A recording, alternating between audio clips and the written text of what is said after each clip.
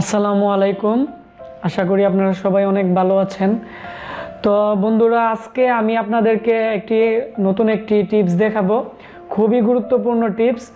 তো আমাকে অনেকেই প্রশ্ন করছিলেন যে স্যার, আপনি বিশেষ করে আমাদের যত ধরনের এলসিডি এলইডি থেকে ধরে যত ধরনের এসএমপিএস আছে, এই এসএমপিএসগুলো আপনারা কিভাবে মডিফাইড করতে পারবেন আপনারা নিজেই। তো কিভাবে করবেন এবং কি কি পার্টস দিয়ে করবেন এবং কত টাকা পড়বে আমি আপনাদেরকে বিস্তারিত দেখাবো। তো আশা করি আমার এই ভিডিওটি শুরু থেকে একবারে শেষ পর্যন্ত মনোযোগ দিয়ে দেখবেন। তাহলে যারা বিশেষ করে এলসিডি এবং এলইডি যত ধরনের মনিটর আছে আপনারা রিপেয়ার করতে চাচ্ছেন বা আপনারা রিপেয়ার করতে পারতেছেন না, তো আশা করি আপনারা সব ধরনের মনিটর আপনারা রিপেয়ার করতে পারবেন। আর বন্ধুরা, যারা আমার এই চ্যানেলে নতুন আছেন তারা অবশ্যই আমাদের এই চ্যানেলটি সাবস্ক্রাইব করে পাশে যে বেল আইকনটি আছে এটি অন করে দিবেন। তাহলে আমাদের যে নতুন কম্পিউটার হার্ডওয়্যারের ক্লাস আছে, আমরা ইউটিউবে ভিডিও দেওয়া মাত্রই আপনারা সরাসরি আমাদের ভিডিওগুলো আপনারা পেয়ে যাবেন। আর যারা আমাদের কাছে কাজ শিখতে চান তারা অবশ্যই আমাদের সাথে যোগাযোগ করবেন, আমাদের অলরেডি ভর্তি চলতেছে। তো বন্ধুরা, তাহলে আমাদের যে আজকের ভিডিওটি আছে এটি আমরা এখন শুরু করব।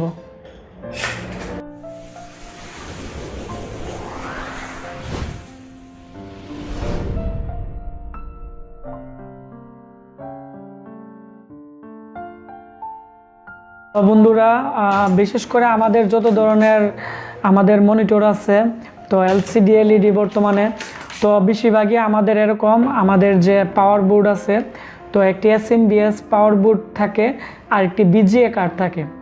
তো বিশেষ করে আমাদের যত ধরনের মনিটরগুলো আছে এগুলো বেশিরভাগই পাওয়ার প্রবলেম থাকে। আমাদের যে এসএমবিএস যে আমাদের পাওয়ার সাপ্লাই আছে বা এসএমবিএস যে সার্কিটটি আছে এটিতেই প্রবলেম থাকে।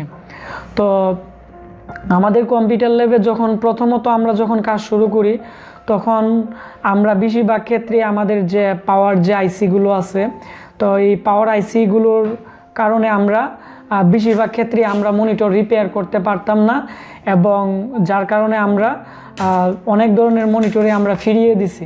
তবে আমি অনেক দিন একটু গবেষণা করে আমি এমন একটি সার্কিটের সন্ধান বের করছি।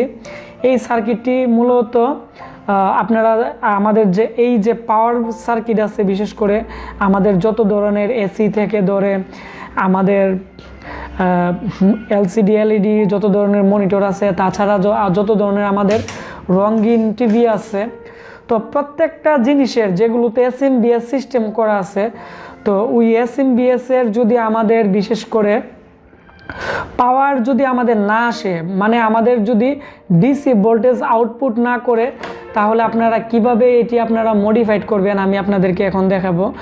তো এটি করতে চাইলে আপনারা প্রথমত যে জিনিসটি করতে হবে এটি হচ্ছে, যেমন আমাদের কম্পিউটার ল্যাবে আজকে আমরা বিশেষ করে আমাদের আমরা একটি মনিটরের সার্কিট আমরা রিপেয়ার করছি। তো ভাবলাম আমরা একটি ভিডিও দেই যাতে আপনারা এই ভিডিওটি দেখে আপনাদের কম্পিউটার ল্যাবে যত ধরনের মনিটর আসবে এগুলো যাতে আপনারা অতি সহজে আপনারা রিপেয়ার করতে পারবেন। যেমন বন্ধুরা, আমাদের কম্পিউটার ল্যাবে আজকে আমাদের কাছে একটি পুরানো আমাদের একটি এলসিডি একটি মনিটর আসছে। তো এই মনিটরটির মধ্যে আমাদের বেশিরভাগই আমাদের এখানে একটি টপের একটি আইসি ছিল, পাওয়ার আইসি। তো এই আইসিটি পুড়ে গেছিলো, পরে আমরা এটি খুলে ফেলছি। তো খুলে ফেলে আমরা কি করছি, তো আমি আপনাদেরকে দেখাবো। এটি হচ্ছে আমাদের বিশেষ করে আপনারা ভালো করে খেয়াল করেন, এই আইসিটি প্রবলেম হলে মূলত বেশিরভাগ ক্ষেত্রেই পাওয়া যায় না। তবে অনেকে আছে যারা পুরান সার্কিট থেকে মিলান। তবে পুরান সার্কিট যদি না থাকে ওই ক্ষেত্রে আপনারা এখানে একটি KLYMK25C, তারপর হচ্ছে 150 ওয়াট। তো 150 ওয়াটের যে বিশেষ করে আমাদের KLY যে সার্কিটটি আছে, চাইনা সার্কিট, তো এই সার্কিটটি দিয়ে বিশেষ করে আপনারা আমাদের যত ধরনের রঙিন টিভি আছে যেগুলো বিশেষ করে 19 থেকে আমাদের 15 ইঞ্চি পর্যন্ত যত ধরনের মনিটর থেকে ধরে যত ধরনের আমাদের পাওয়ার বোর্ড আছে, এগুলোতে আপনারা 150 ওয়াটের যে KLY যে চাইনা বোর্ডটি আছে এটি আপনারা ইউজ করবেন।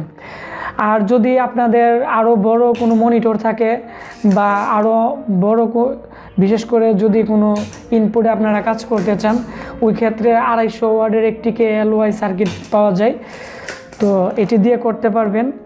আর এই সার্কিটটি মূলত বিশেষ করে যে আমাদের ইলেকট্রনিক্সের দোকান আছে, তো ইলেকট্রনিক্সের দোকানে আপনারা পাবেন। আর এটি হচ্ছে 120 টাকা থেকে শুরু করে 110 টাকা পর্যন্ত রাখতে পারে। তো বন্ধুরা, তো প্রথমত আপনারা এটি কিভাবে ইউজ করবেন আমি আপনাদেরকে এখন দেখিয়ে দিচ্ছি। তো এটি ইউজ করতে চাইলে প্রথমত যে জিনিসটি করতে হবে, আমাদের যে আইসিটি আছে, তো আইসিটি প্রথমত আপনারা এখান থেকে উঠিয়ে নেবেন। তো উঠানোর পরে যে কাজটি করতে হবে, আর আপনারা ভালো করে আরেকটি জিনিস খেয়াল করবেন যে এই আইসিটি যদি অনেক সময় শর্ট হয় তাহলে কিন্তু আমাদের এর যে আশেপাশে আমাদের মূলত যে ডায়োডগুলো থাকে এগুলোও কিন্তু শর্ট থাকে। তো আপনারা ভালো করে দেখবেন যে আশেপাশে কোনো পার্টস শর্ট আছে কি না।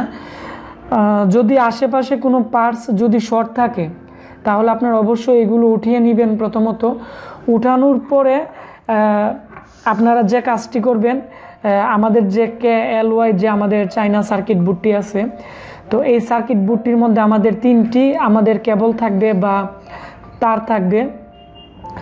তো আমাদের এই 3টি তার থেকে মূলত আমাদের যে রেড কালার আর কালো কালারের তারটি আছে এটি মূলত আপনারা ইউজ করবেন। তো আমরা এখন আমাদের যে সার্কিটটি আছে আমরা একটু সোল্ডারিং করে লাগিয়ে নিব। তো আমাদের যে কালো কালারের যে ওয়্যারটি আছে বন্ধুরা, এটি প্রথমত আপনারা আমাদের যে বিশেষ করে আমাদের যে ক্যাপাসিটার আছে আপনাদেরকে আমি দেখিয়ে দিচ্ছি। এই যে এটি হচ্ছে আমাদের একটি ক্যাপাসিটার।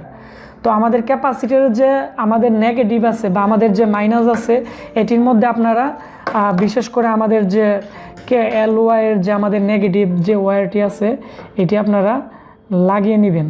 যেমন আমরা এখন আমাদের যে নেগেটিভ ওয়্যারটি আছে এটি আমরা এখন এই যে লাগিয়ে নিছি।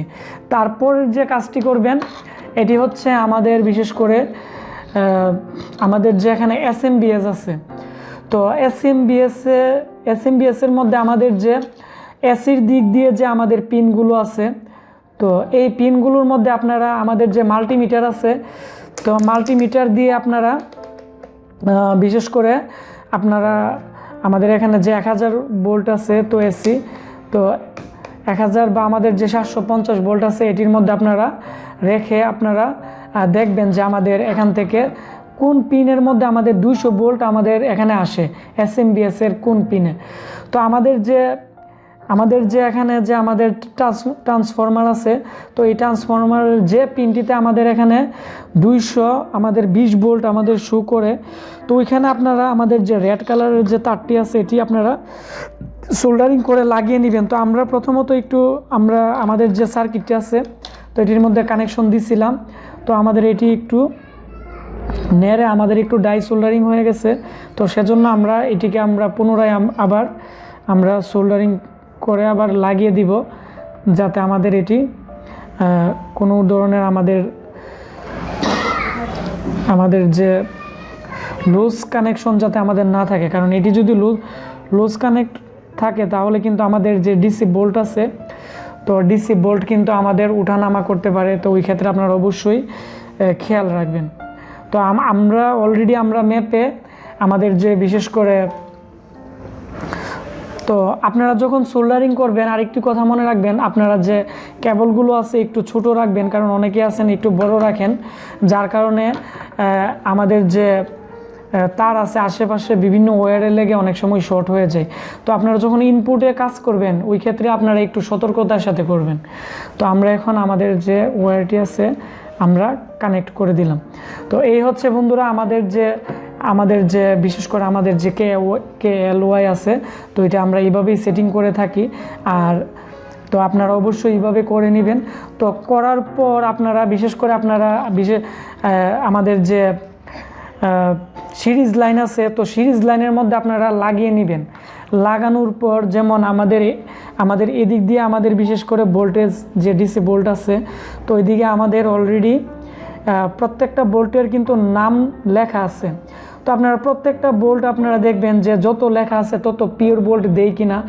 যদি তত পিওর বোল্ট না দেয়, যদি একটু বেশি দেয়, তাহলে আপনারা এখানে অবশ্যই আমাদের যে KLY আছে, তো KLY এর মধ্যে আমাদের বিশেষ করে এখানে একটি ভেরিয়েবল আছে। তো এই ভেরিয়েবলটি আপনারা মাল্টিমিটার ধরে আপনারা এখানে আপনারা একটু চেঞ্জ করে নেবেন। তো চেঞ্জ করলে মাল্টিমিটার আপনারা দেখবেন যে কত ভোল্ট আসতেছে। তো যত ভোল্ট লেখা আছে সার্কিটে তত ভোল্ট যখন আসবে তখন আপনারা ভেরিয়েবলটি ছেড়ে দিবেন। তো অনেক সময় কিছু বেশিরভাগ সার্কিটের ক্ষেত্রে অটোমেটিকই আমাদের যে ভোল্টেজ আছে এটি নিয়ে নেয়। তবে কিছু কিছু সার্কিট আছে এগুলোতে আমাদের একটু কম বেশি ভোল্টেজ আসে। তো ওই ক্ষেত্রে আপনারা অবশ্যই আপনারা একটু খেয়াল রাখবেন, তা না হলে কিন্তু এটি দিয়ে যদি অতিরিক্ত ভোল্টেজ আউটপুট করে তাহলে কিন্তু আমাদের যে BGA কার্ড আছে, তো কার্ডের যে বিভিন্ন পার্টস আছে এগুলো নষ্ট হয়ে যেতে পারে বা BGA কার্ডটি নষ্ট হয়ে যেতে পারে। তো সেজন্য আপনারা অবশ্যই এই দিকে একটু মনোযোগ দিবেন। তো বন্ধুরা, আমার এই ভিডিওটি যদি ভালো লেগে থাকে তাহলে অবশ্যই আমার এই ভিডিওটির নিচে এখনই একটি লাইক দিয়ে দিবেন আর কমেন্টস করে আপনাদের মতামত জানাবেন যে আপনারা কি ধরনের কাজ শিখতে চান। আর আমরা যত ধরনের আমাদের লেভে যত ধরনের মডিফাইড কাজ করে থাকি বা নতুন যত ধরনের কাজ আমরা বের করি, সব ধরনের কাজই আমাদের এই চ্যানেলে দিব।